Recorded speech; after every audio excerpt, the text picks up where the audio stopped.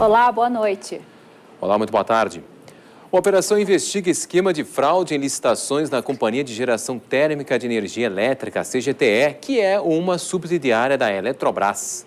A Delegacia Fazendária do Departamento Estadual de Investigações Criminais cumpriu 20 mandados de busca na sede da CGTE, em Porto Alegre, na usina em Candiota e em empresas prestadoras de serviço de Bagé, Pelotas e Alvorada. Os policiais civis recolheram na sede da empresa no centro da capital documentos do setor financeiro, referentes a licitações e compras feitas desde 2012. Muitos funcionários ficaram do lado de fora. Os outros mandados também apreenderam contratos que serão analisados na investigação. As supostas irregularidades foram apontadas em relatórios da Controladoria Geral da União. Os auditores identificaram compras de materiais diversos, sempre das mesmas empresas, de forma fracionada, ou seja, dispensando uma licitação. Quando ela não atinge um certo valor, no caso em referência seria R$16 mil, ela pode ser dispensada. Então vai comprar a impressora de computador. A impressora compra 10 impressoras em março, em abril compra mais 10, em junho compra mais e assim vai. Então, por que não foi feita uma licitação? 10 funcionários, incluindo o alto escalão, são investigados. A Polícia Civil já identificou pelo menos também 10 empresas de fachada e o que pode ser o superfaturamento de alguns produtos. Que o mesmo produto que é comprado no mês por um valor X, no mês seguinte ele é comprado por X mais X. Isso a CGT vai ter que nos explicar. A Polícia Civil também verificou que uma das empresas que vende suprimentos para a CGTE é uma casa bem simples na cidade de Alvorada. E isso nós já está comprovado nos próprios autos, já levamos até o conhecimento do juízo e certamente agora vão ter que explicar o porquê comprar desta pessoa, se é que ela trabalha no ramo. O diretor financeiro da CGTE disse que medidas foram tomadas após uma sindicância realizada na empresa. Ele negou as denúncias de fraude nas licitações, vínculo com empresas de fachada e superfaturamento. Não houve licitação fraudulenta, não houve. Segundo, não houve nenhum funcionário dispensado, estão dizendo que foi dispensado. Não existe empresa de fachada. As empresas onde nós compramos, através lá de Candiota, das compras menores que 16 mil, das pronto pagamento que até R$1.500, são compras feitas controladamente. A gente vai falar agora sobre a questão das chuvas e as suas consequências. Moradores das ilhas do Delta do Jacuí vão voltando para casa. A partir do próximo mês, eles poderão contar com o dinheiro do FGTS para reorganizar a vida. As cheias deixaram muitos estragos, mas as esperanças não morrem. Quem deixa os abrigos na capital se divide entre a atenção pelo que poderá encontrar no retorno e a expectativa de recomeço.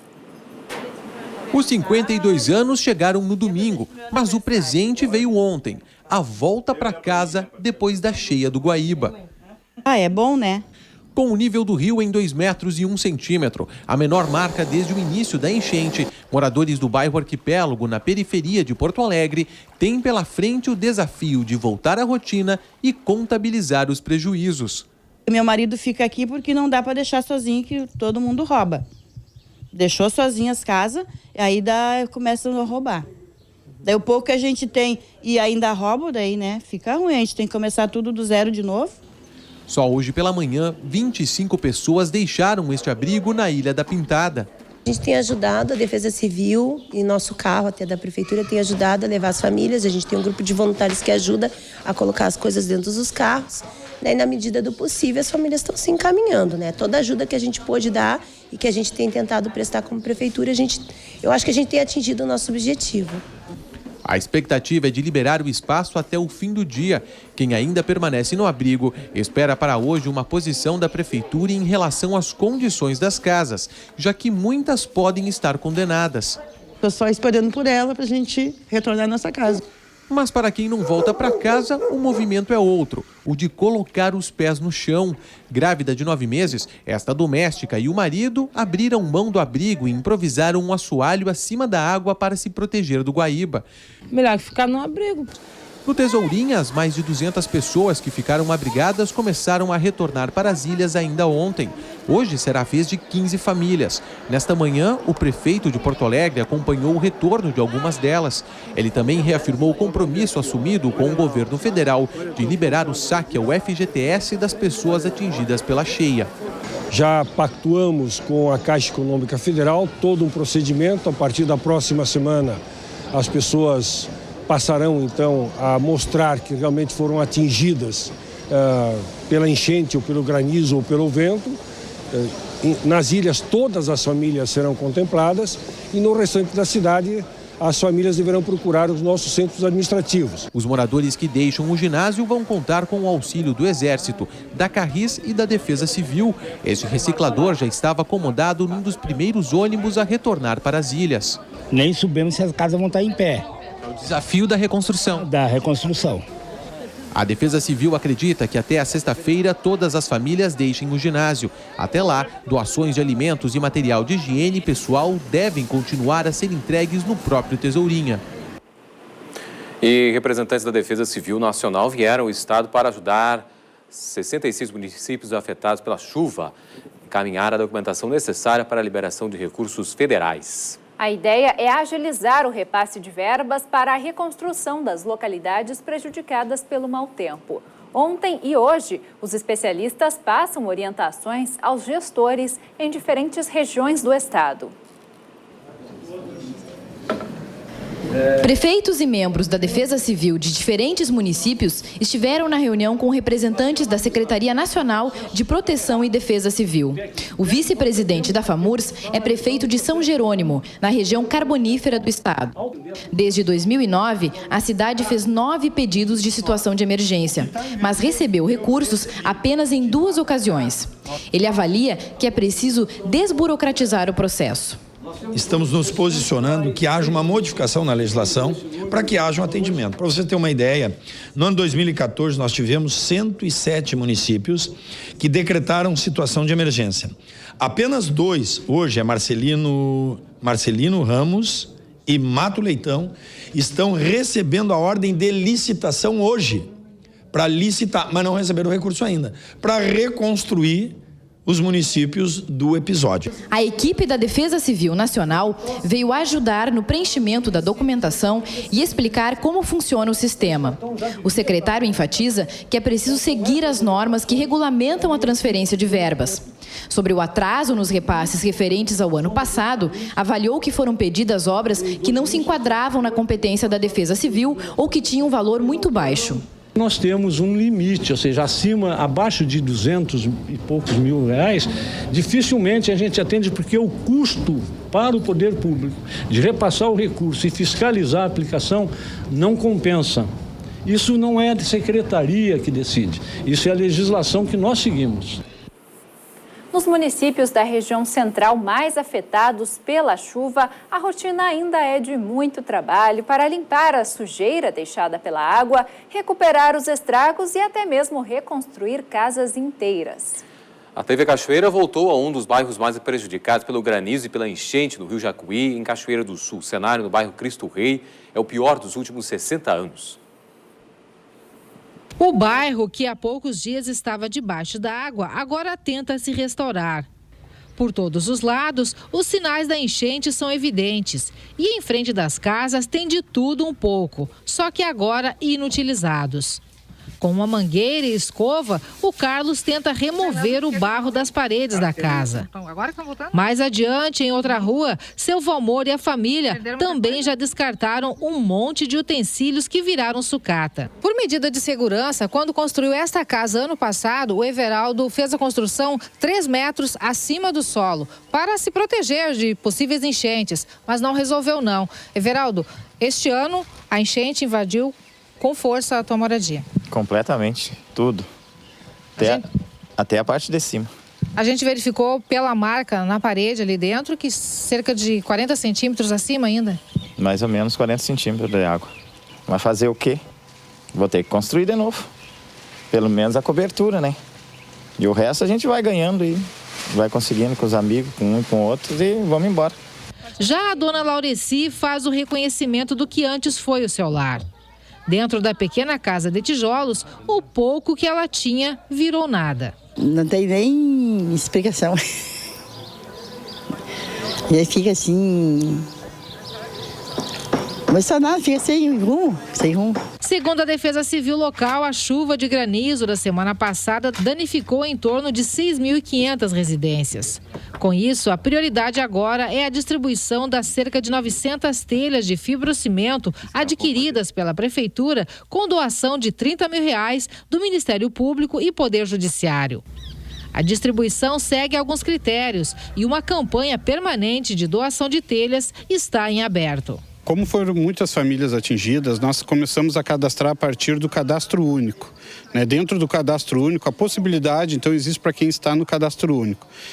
Dentro do cadastro único, a Defesa Civil trabalha com até 2,5 salários de renda familiar mensal. Quem está com esse critério tem a prioridade no atendimento, quem está abaixo deste critério. Dentro desta listagem que nós temos, são mais de 1.000 famílias que se cadastraram, já temos uma listagem inicial de 601 famílias que estão cadastradas e vamos seguindo a ordem, levando em conta os critérios prioritários, que é baixa renda, idosos, crianças e deficientes. O TVE Repórter, que vai ao ar hoje às 10 da noite, com reprise no domingo, faz uma retrospectiva das últimas chuvas que atingiram o estado. O programa vai reunir as reportagens realizadas pelas equipes de telejornalismo e mostrar as áreas mais atingidas, os dramas das famílias e os motivos que causaram um volume tão grande de chuva. Um ano para não ser esquecido. Já são quase 147 mil pessoas afetadas pelas cheias. A minha casa está 90% inundada. O temporal deixou um rastro de destruição. Os moradores estão sem energia elétrica. Uma série de fenômenos meteorológicos extremos atingiu mais de 100 cidades gaúchas. Nós podemos categorizar todos esses eventos como históricos. Os impactos das mudanças climatológicas globais que causam o aquecimento da Terra neste ano estão associados àquele que pode ser o mais intenso, é o ninho do século. O TVE Repórter resgata as histórias e consequências destes fatos ao longo de 2015. Traz especialistas para analisar os fenômenos e projetar os próximos meses, que ainda reservam previsões de alerta. A região metropolitana de Porto Alegre tem nebulosidade com períodos de sol nesta quarta-feira, mas há possibilidade de chuva em pontos isolados. À tarde vai ser quente na capital, 28 graus. Em Novo Hamburgo, os termômetros marcam 27 à tarde. Tramandaí, no litoral norte, pode ter chuva passageira, faz 23 graus. Serviços da Corsã na Grande Porto Alegre podem deixar bairros de 3 cidades sem água nesta quarta-feira. O abastecimento será interrompido em regiões de Canoas, Cachoeirinha e Gravataí por causa de obras em uma adutora e manutenção de uma estação de tratamento. A previsão é de normalização do serviço até quinta-feira à tarde. E em Santa Maria, no centro do estado, um projeto universitário quer economizar a água com a construção de cisternas nas casas e nos prédios. Em troca do investimento, o morador poderia receber incentivos fiscais, por exemplo. Os detalhes na reportagem da TV Unifra.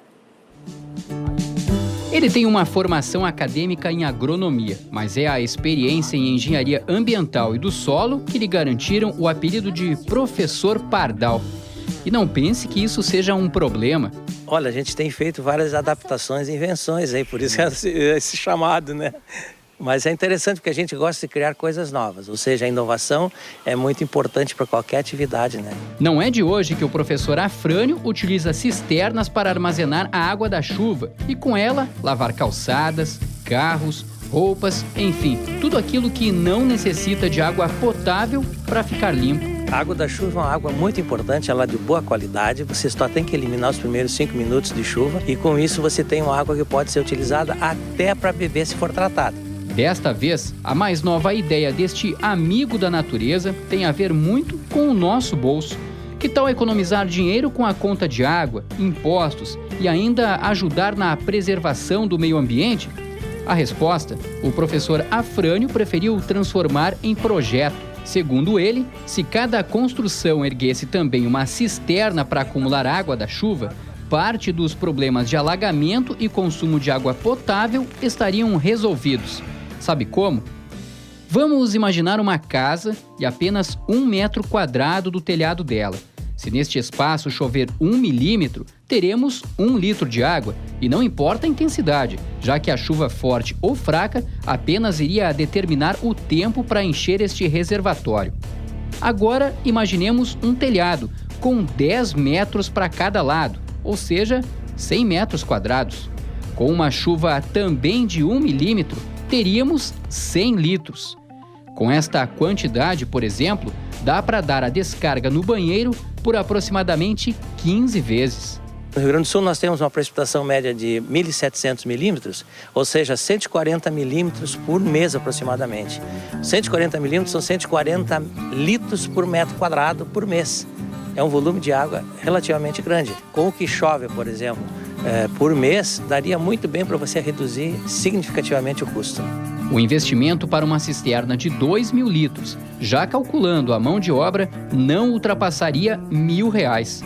De acordo com a ideia do professor Afrânio, este investimento poderia retornar ao bolso do contribuinte em forma de desconto no IPTU, por exemplo. Na prática, a ideia do professor Afrânio depende de sugestão por parte do Poder Executivo e aprovação do Poder Legislativo. Um caminho que não é curto e que precisaria o apoio da Secretaria de Meio Ambiente e da Comissão de Saúde e Meio Ambiente da Câmara de Vereadores, ambas de Santa Maria. Eu, como um cidadão santamariense, mais do que nunca gostaria de ver este projeto implantado em Santa Maria. Então, já na próxima semana, nós teremos a reunião da nossa Comissão de Saúde e Meio Ambiente. Já vai ser uma pauta. Na próxima reunião, vou levar aos demais colegas vereadores que integram esta comissão. No momento que vive a nação, o Estado e o próprio município, abrir mão de receita, eu não vejo assim possibilidades momentâneas. Mas isto não inviabiliza de que uma proposta ou um projeto que surja não seja adequadamente tratado no sentido de verificar outras alternativas que possam dar a estes que farão investimentos, com certeza, possam ter uma regalia ou uma resposta ou um retorno desse investimento realizado.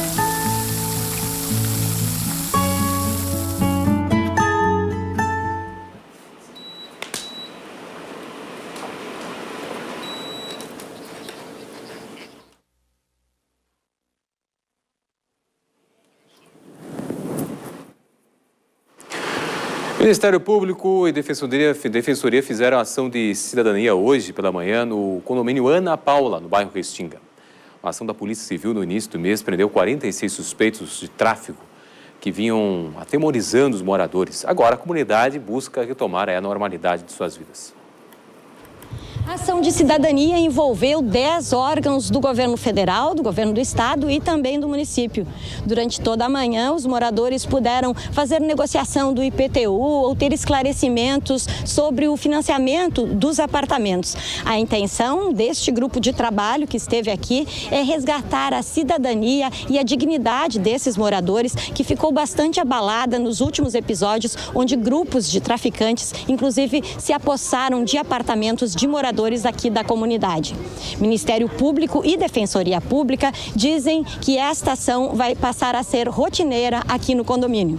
Marta Croce para o Canal Aberto. Bom, o nosso assunto agora é direito do trabalho, mais precisamente o direito da questão dos empregadores e dos empregados domésticos, a questão do e-social. O prazo para o cadastramento de empregadores e empregados no e-social vai até o dia 31 de outubro, portanto está terminando. Muitas pessoas, no entanto, não fizeram registro por terem dúvidas de como proceder.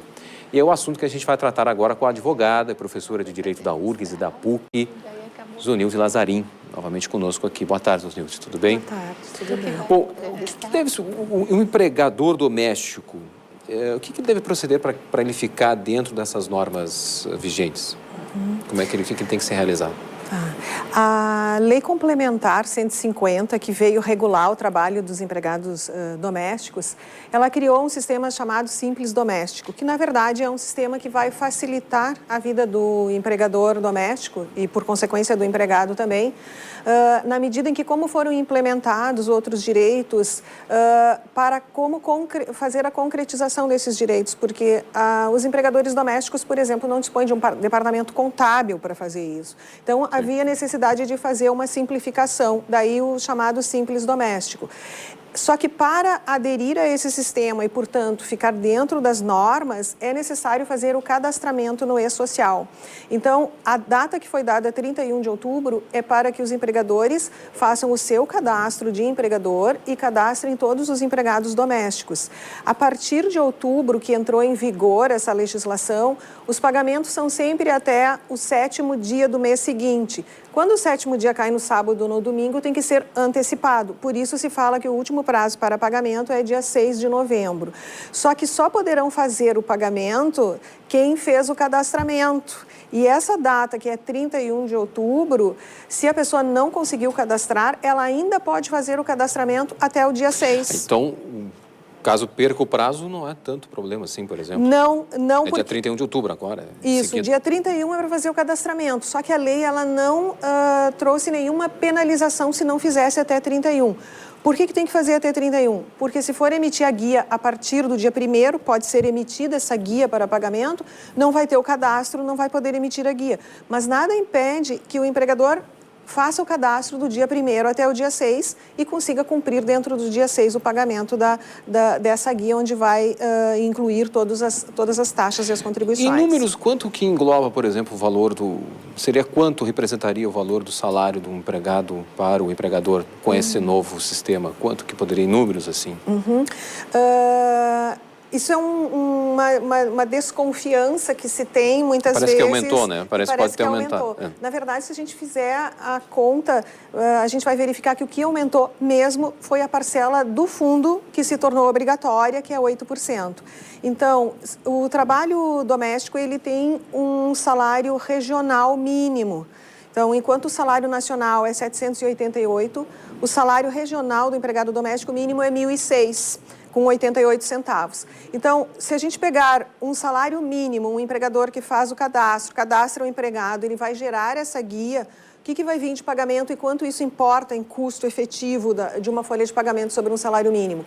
Ele vai ter que recolher ali nessa guia, antes era 12% de INSS, agora reduziu para 8% de INSS, 3,2% é um fundo que vai ficar reservado para quando esse empregado for dispensado imotivadamente, ele recebe. Se ele não for dispensado imotivadamente, se ele pedir demissão ou for uma justa causa, o empregador vai sacar de volta esse valor. E 0,8% que é para acidentes de trabalho, é um seguro acidente. Então, se a gente somar 8 mais 3,2 mais 0,8, fecha 12%. Mais 8% de fundo de garantia. Isso fecha 20%, que dá R$ 201, vai ser a guia. Junto com essa guia, vem a parcela que é do empregado, que já era assim, não mudou nada. O empregado antes contribuía varia a taxa de 8 a 11, conforme a faixa salarial. Se é um salário mínimo, é 8%, e o empregador vai recolher junto nessa guia. Portanto, esse valor é descontado da folha de pagamento do empregado. Então, o custo total vai ser R$ 281, o custo do empregador vai ser R$ 201 e R$ 80 ele desconta da folha do empregado. Certo. Conversamos com a Sonilso Nazarim. Sonilso Nazarim, advogada, professora de Direito da URGS e da PUC. Sonilso, novamente, agradecemos a tua gentileza, a tua atenção aqui no Canal Aberto. Obrigado, nada, foi um prazer. Tchau, tchau.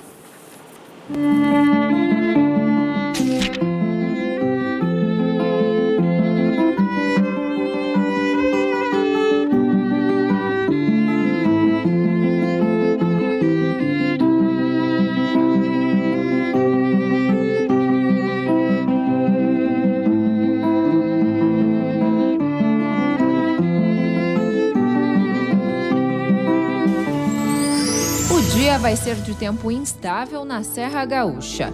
Os termômetros de Caxias do Sul ficam na casa dos 24 graus. Em Passo Fundo, na região norte, faz 28 graus. O céu fica parcialmente nublado.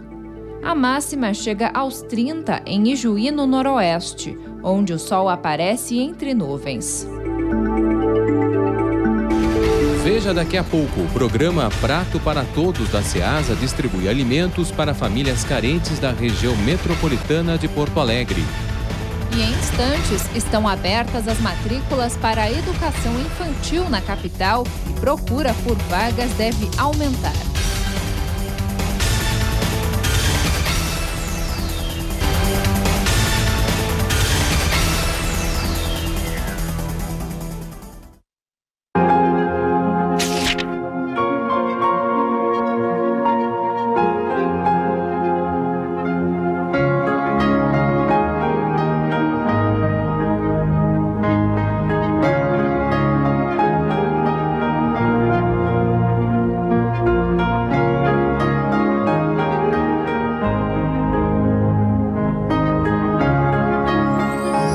O sol aparece em meio à nebulosidade em Santa Cruz do Sul, na região central. A máxima é de 28 graus. Em Santa Maria também faz 28 graus à tarde. Há pouca variação de nuvens nesta quarta. E em Cachoeira do Sul a condição é semelhante. Sol entre nuvens e máxima de 28. Um problema que muitas cidades enfrentam também causa transtornos em Novo Hamburgo, no Vale dos Sinos. Tanto no centro quanto nos bairros, são muitos buracos pelas ruas da cidade. A reportagem da TV Fevale, parceira da TVE na região, mostra que, apesar dos transtornos que possam ocorrer, os cidadãos podem ser reembolsados. Buracos não faltam. Seu André mora na rua Poços de Caldas, no bairro Vila Nova. Ele conta que o maior dos 3 buracos da via tem 4 meses. Segundo ele, a prefeitura já veio averiguar, mas até agora não solucionaram o problema. Ele começou pequeno, com um afundamento aqui do asfalto. Daí, por prevenção, eu coloquei uma bandeirola aqui com pau aqui para sinalizar. E depois de algum tempo, o pessoal da prefeitura veio e colocou o cavalete. Estava desprotegido isso aqui. Então eu tomei a definição de localizá-lo ali para evitar cair carros ali, né? Na rua Saldanha da Gama, no bairro Primavera, a situação é parecida. Os buracos são muitos e nada de serem consertados. Gesterson mora aqui há 30 anos e, segundo ele, os buracos nunca são tapados completamente. Os buracos que tem na rua aqui em Novo Hamburgo tá horrível. A gente paga todo e qualquer imposto, IPVA altíssimo, tudo, e não é correspondido. Não é fácil dirigir em Novo Hamburgo, tanto no centro quanto nos bairros são muitos buracos. Se o seu carro foi danificado por um desses buracos, você pode ser reembolsado. Para isso, é necessário registrar um boletim de ocorrência, reunir provas como fotos e testemunhas do acidente e realizar no mínimo 3 orçamentos de reparo do veículo. E, se for o caso, juntar recibos relativos a tratamento médico. Apesar da lei de reembolso, as pessoas continuam sendo afetadas. Ainda mais quem depende das vias como ferramenta de trabalho. É porque os veículos eles ficam trafegando o dia inteiro na rua, é muito esburacada. Complicado também para as pessoas que são obrigadas a passar por buracos todos os dias. Eu moro há 10 anos aqui perto e levo meus filhos para a escola, passo aqui para voltar para casa e todos os dias é cada vez mais buracos, mais buracos. Em nota, a Prefeitura de Novo Hamburgo disse que intensificou a recuperação das vias na cidade prejudicadas pelas chuvas fortes. Com o tempo seco, a Prefeitura diz que conta com equipes diariamente realizando os reparos nas vias, auxiliadas por apenados do regime semiaberto. E ainda em Novo Hamburgo, um projeto de educação do trânsito reuniu cerca de 300 estudantes. Peça de teatro Jogo da Vida enfatizou o respeito entre pedestres e motoristas. Com falas bem interativas, a equipe da Fundação Tiago de Moraes Gonzaga animou os alunos que vieram assistir ao espetáculo. A iniciativa é uma parceria da Escola de Aplicação da Fevale, Vida Urgente e da Fundação. Dentro da Fundação foram criadas várias peças de teatro, que foi teatro educação, teatro na escola, para educar as crianças, principalmente, na educação do trânsito, assim, né? Porque a gente acredita que as crianças são o futuro mesmo, né? Então, é muito importante a gente passar para elas essa mensagem, para elas chegarem em casa também e passarem para os pais, para os amigos, tudo que elas aprendem aqui. Isso faz parte do nosso dia a dia, então a nossa vida é um jogo o tempo inteiro, né? E o trânsito é desde o nosso caminhar na faixa de segurança ou estarmos numa carona também. Atentos a todas as cenas interpretadas pelos atores e atrizes, alunos e professores participaram do último bloco do espetáculo, onde a plateia respondia perguntas relacionadas ao tema e aprendia também a importância do respeito entre motoristas, ciclistas e pedestres no trânsito.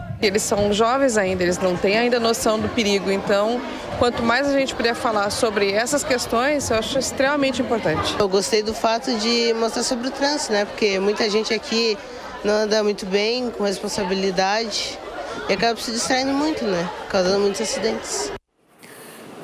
Já estão abertas até o dia 13 de novembro as inscrições para a pré-escola na rede pública. A lista dos selecionados e dos suplentes será divulgada até o dia 1º de dezembro. Nesta mesma data, será divulgado o período das matrículas e a lista de espera.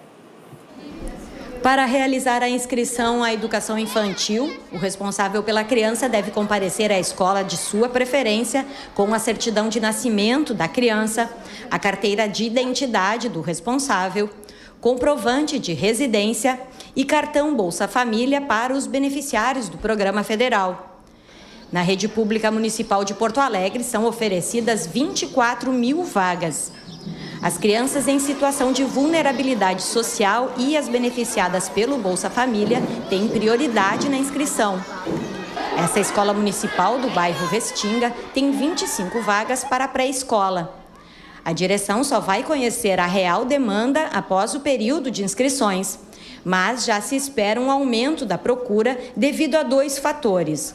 O fato de o Estado não oferecer mais vagas para a educação infantil e a legislação que obriga, a partir do ano que vem, a matrícula de crianças a partir de 4 anos de idade. Que a Secretaria Municipal de Educação está orientando que as famílias façam a inscrição numa escola da rede municipal e também em 2 conveniadas para garantir que consiga vaga para todas as crianças, né, para toda a demanda. O Estado ainda tem 8.800 alunos na pré-escola. Quando essas crianças ingressarem no ensino fundamental, as vagas deixam de existir. A diretora de Planejamento da Secretaria Estadual de Educação explica que o Estado vai trabalhar em parceria com os municípios para a colocação dos novos alunos. Yara Wortmann ainda observa que os municípios podem acessar o Fundeb para custear a educação infantil. Este aluno da educação infantil, ele, no Fundeb, ele tem um valor. E o município ofertando, isto passa a fazer parte do conjunto de alunos que o município ele atende, e aí ele tem a consequente destinação também do recurso do Fundeb em relação a esses alunos, coisa que para o Estado não. O Estado que atende a educação infantil, o Fundeb não remunera. A coordenadora da Educação Infantil da Secretaria Municipal de Educação de Porto Alegre diz que a demanda por vagas vai aumentar significativamente. Mas, segundo ela, a capital está preparada. Não é só porque o Estado não vai mais atender a educação infantil que o município está planejando ações em relação a isso. Nós já estamos planejando ações há muito tempo, pesquisando, planejando o que vamos fazer para ampliar o atendimento à educação infantil, e com a obrigatoriedade da pré-escola, a gente também vem fazendo ações para que a gente possa garantir para 2016 a vaga para todas as crianças da cidade de Porto Alegre que procurarem a rede municipal e rede conveniada com o município. Agora vamos falar de saúde na primeira infância. Em pleno processo de crescimento, bebês de 0 a 3 anos de idade apresentam uma série de problemas de saúde que costumam deixar os pais apreensivos. Nós vamos conversar agora com a pediatra Annelise Ving Piazzi para saber quais são os problemas mais comuns e como lidar com eles. Boa tarde, tudo bom, Annelise? Tudo bem. Então, quais são as doenças mais comuns entre os bebês de 0 a 3 anos? As infecções mais comuns em bebês ainda são as viroses, né? O nenê ele tem uma imunidade mais baixa, então ele está mais propenso a ter um quadro viral. Então, o contato com pessoas, com adultos que têm gripe, infecção respiratória, predispõe o nenê a também desenvolver um quadro de infecção viral respiratória.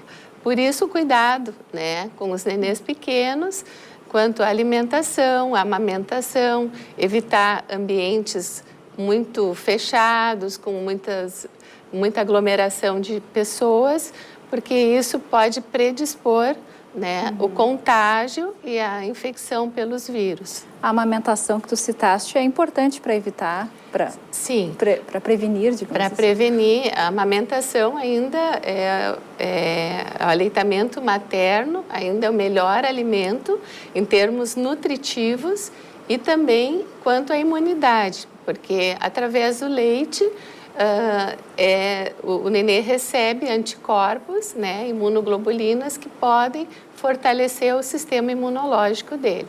Fora isso, né, é o alimento mais fisiológico, digamos, e tem também a questão do contato com a mãe, né, que é fundamental para o nenê. Além do choro, quais são os outros sinais que a gente pode perceber que tem algum problema com o bebê? Sim, o choro, né, ele pode mostrar vários problemas. Primeiro, pode ser dor, pode ser que o nenê tenha cólica, né, que nos primeiros 3, 4 meses é comum, relativamente comum a cólica. É um nenê que chora em torno de 3 horas por dia, 3 vezes na semana. E só que é um nenê que está desenvolvendo bem, ele mama, ganha peso, né? E está bem. Se o nenê começa a recusar o alimento ou ficar mais prostrado, não querer mamar, ou no caso só dormir, ficar mais hipoativo, que a gente diz, temos que pensar que esse nenê pode estar com alguma infecção. Né? Então, recusa alimentar, o choro, às vezes febre, nem sempre o nenê faz febre, mas a febre é um sinal de infecção, ou a hipotermia, que seria a temperatura abaixo do normal. A cólica, então, se persistir por mais de 4 meses, pode indicar que tem algum problema? Sempre é importante. Normalmente, a partir dos 3, 4 meses, a cólica ela vai diminuindo até sumir.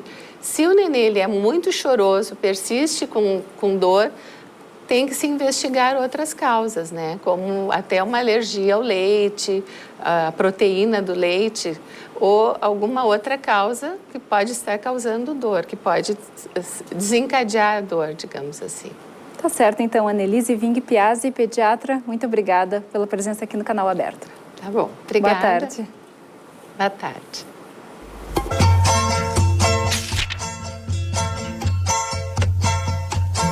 Gracias a la vida que me ha dado tanto, me dio 2 luceros que cuando los abro, perfecto distingo lo negro del blanco.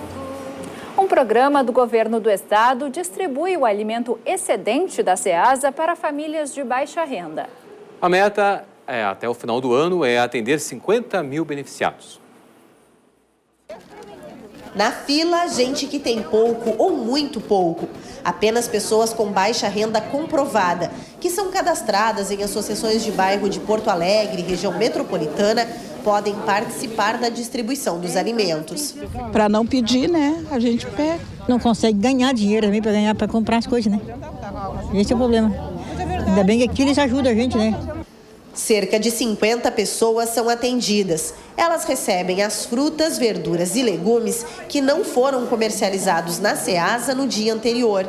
Hoje nós estamos recebendo uma média de 6 toneladas, 5 toneladas. Nós queremos chegar nisso aí a 7, 8 toneladas até o final do ano.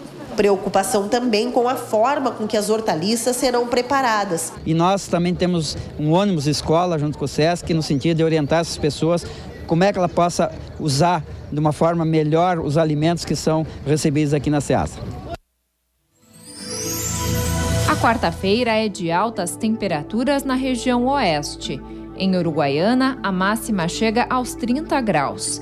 O sol aparece entre nuvens, assim como em São Borja, onde a máxima atinge os 31. Tempo parcialmente nublado também em Alegrete. Os termômetros ficam na casa dos 30 graus.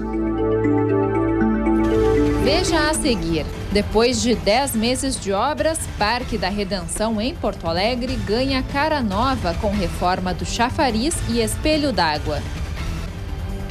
E também, Jogos Escolares promove integração entre estudantes na região do Vale do Taquari.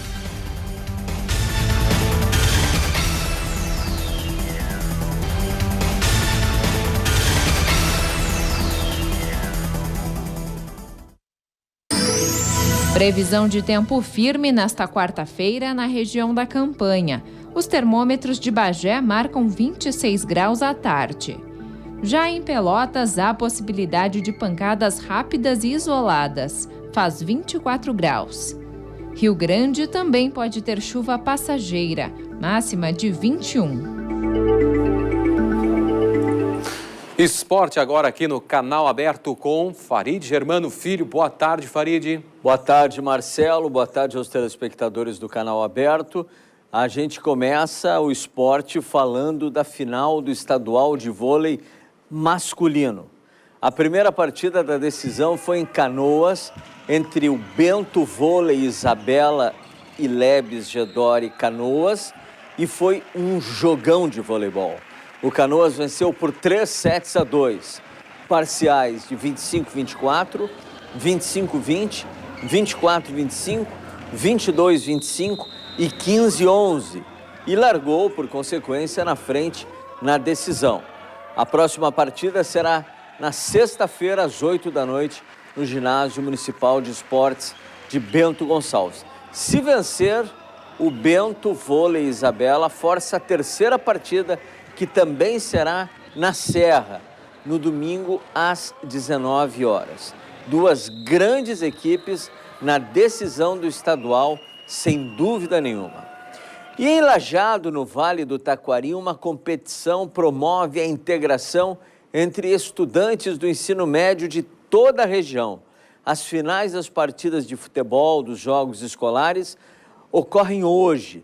Os detalhes na reportagem da TV Univates. Acompanhe. 14 escolas de ensino médio participam do Joguem de Futebol masculino deste ano. Para os atletas, o importante é a diversão. Se levar o título para a escola, melhor ainda. Claro, sempre bom, né? Dentro das 4 linhas não tem jogo fácil, mas participar da competição vai além de ganhar ou perder. Na realidade, para nós, como escola, e eu como uma professora também na educação física, eu valorizo bastante a participação. Então, é claro que existe o lado competitivo, e dentro do lado competitivo, o que consta para nós é a integração entre os alunos e entre os municípios, né? Escolas. Gramado e iluminação padrão FIFA. Oportunidade única para muitos desses atletas. A maioria não pensa em carreira profissional, mas o nível da competição não deixa a desejar. Está um nível muito bom, tanto escolas particulares como estaduais. A gente tem percebido que está um nível bom. Tem algumas escolas que tem um outro atleta que treina em alguma equipe. 6 equipes vão seguir na disputa pelo título. Tem a gurizadinha que joga bem lá no Vale do Taquari, hein? Bons jogos, hein, para o dia de hoje. No Canal Aberto, agora nós vamos sair do ginásio, sair do campo de futebol, mas seguir no gramado do golfe. Vamos falar de golfe com Ricardo De Rose, presidente da Federação Rio Grandense de Golfe. Presidente Ricardo De Rose, boa tarde, prazer em tê-lo aqui na TVA. Boa tarde, o prazer é nosso estar aqui, colaborando com o TVA Esportes e divulgando um pouco esse esporte que a gente tanto gosta, que é o golfe. Sem dúvida nenhuma, o prazer é todo nosso em ter a sua participação aqui conosco. Presidente, vem aí uma importante competição, edição número 60 do Aberto no Estado.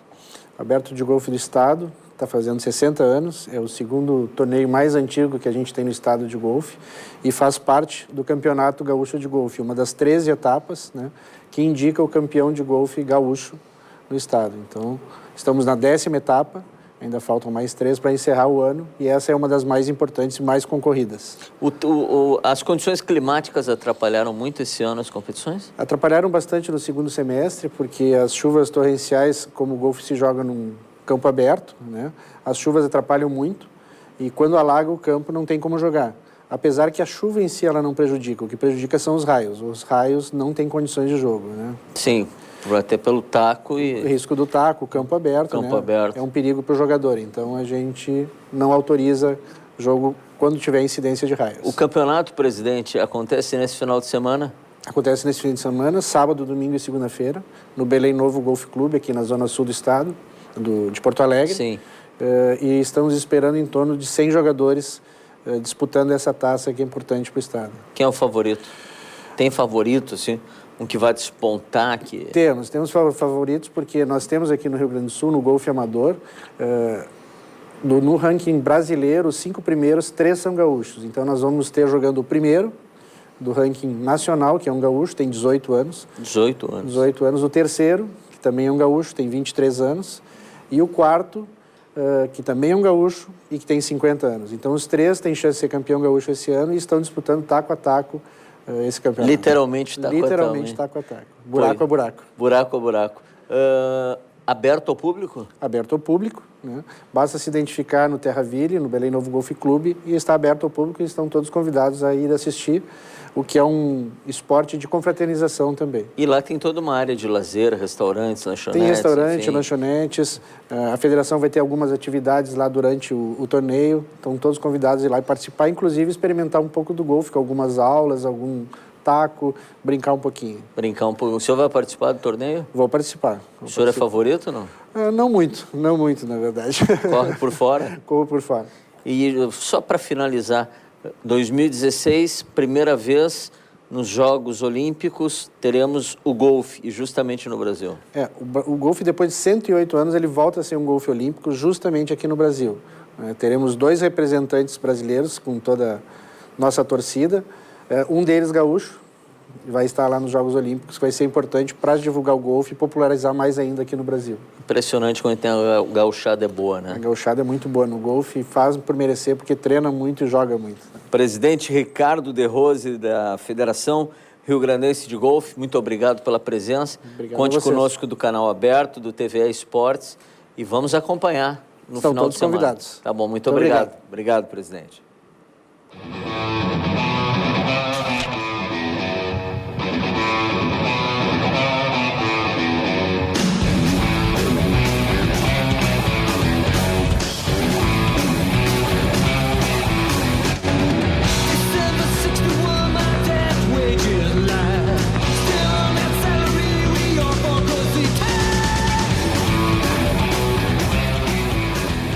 E agora, cinema. Conhecido pelo talento de encarnar personagens sensíveis e sonhadores, Tom Hanks está de volta às telas. E pode-se dizer que o filme em questão marca um reencontro com o diretor Steven Spielberg.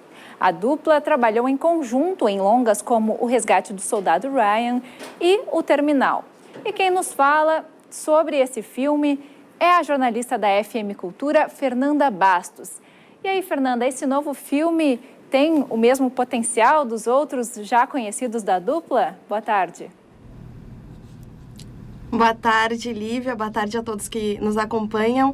Pois é, não tem talvez o mesmo potencial épico de outros filmes, mas o tema é interessante e nem tão explorado no cinema, que é a Guerra Fria, né? Talvez por ser um evento que ainda gera alguns traumas, né? Um evento recente da nossa história. Então, esse tema está retratado no filme e o Tom Hanks protagoniza, né? E tem uma ótima atuação nesse filme que fala sobre a história de um advogado, né? O que é interpretado pelo Tom Hanks, que se vê aí num dilema, porque ele é como que envolvido numa história sobre a qual ele não está muito por dentro, que é a acusação de um espião russo lá nos Estados Unidos. Então, esse espião, que a gente vem a saber que é um pintor também, que ele atua ali meio disfarçado, pintando nas ruas, mas passando informações para o governo aí da Rússia. E o que acontece? Esse pintor, ele é capturado, então preso, e a conduta que deve levar ele pela justiça deve ser a cadeira elétrica, a morte.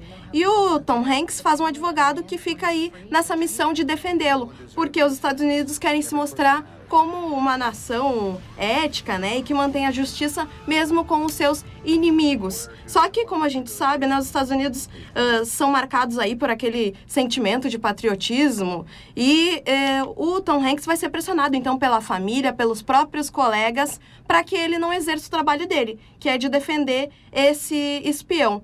Então, quem interpreta o espião, e que aí eu acho que está o grande destaque do filme, é uma atuação muito sensível do Mark Rylance, que é um ator que não é tão conhecido aqui no Brasil, mas na Inglaterra, né, ele tem um papel muito importante no teatro, interpreta aí muitas peças de Shakespeare, então lá é um ator conhecido, pra gente não é tanto, mas nesse filme ele tá muito sensível, aí ele encarna todo um estoicismo do personagem, né, que a qualquer momento ele sabe que ele pode ser assassinado, né, pode ser levado à morte pela justiça, e ele sempre se mostra calmo e com sabedoria.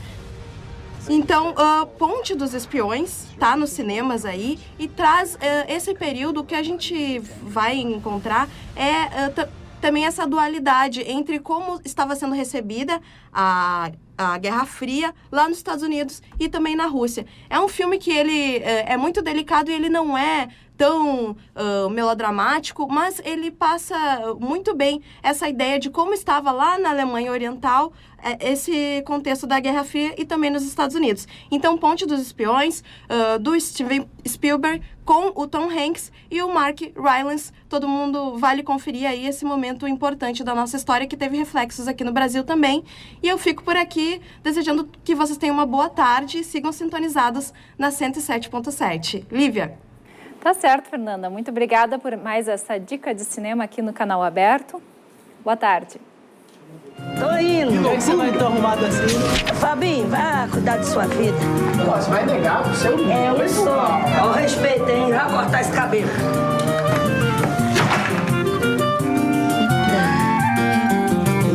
Tabá, Jéssica, minha filha, tá querendo vir pra São Paulo pra ficar comigo. Tem quanto tempo que vocês não se veem? Tá mais de 10 anos. É claro que pode. Imagina, meu amor, você pode. Demorou. Mas os moradores de Porto Alegre já podem desfrutar de toda a área do Parque da Redenção. Foi liberado no final de semana o chafariz e o espelho d'água, que ocupam a área central do mais tradicional parque da capital gaúcha. Agora, a espera é pela nova iluminação, que está prometida para daqui 30 dias. Após 10 meses de reforma, escondida por tapumes, a Fonte da Redenção reassume o seu lugar de destaque na paisagem do parque. Os frequentadores sentiram falta do monumento. Tinha uma saudade aqui, isso aqui estava fechado, né, por tapume, estava bem feio aqui, estava ruim de frequentar. Agora está bem interessante, voltou a ser a redenção de sempre. As muretas e as floreiras do chafariz foram pintadas. Os 76 bancos do entorno e as caixas de esgoto passaram por reformas. A iluminação noturna da fonte foi recolocada. Toda a pavimentação do eixo central do espelho d'água também foi recuperada. Os pisos constituídos de ladrilho hidráulico exigiram um trabalho minucioso de restauração para ficarem iguais aos originais. O saibro e as gramas do local passaram por melhorias, mas as mudanças não foram percebidas por todos. Vou te falar a verdade que eu não senti muita diferença, assim. Eu acho que pintaram, alguma coisa assim, mas a gente ficou se questionando o que é que aconteceu de novo, assim, para ficar tanto tempo fechado. Para o secretário municipal do Meio Ambiente, as diferenças não foram percebidas porque as obras seguiram o projeto original, sem grandes alterações estéticas. O patrimônio histórico nos acompanhou aqui porque todo o patrimônio tombado precisa de acompanhamento do setor histórico da prefeitura, né, ou do estado, conforme o caso. Então esse acompanhamento houve para que o restauro mantivesse as condições originais do parque. A demora para a entrega da revitalização também é questionada pela população. A gente não entende por que fica tanto tempo, né?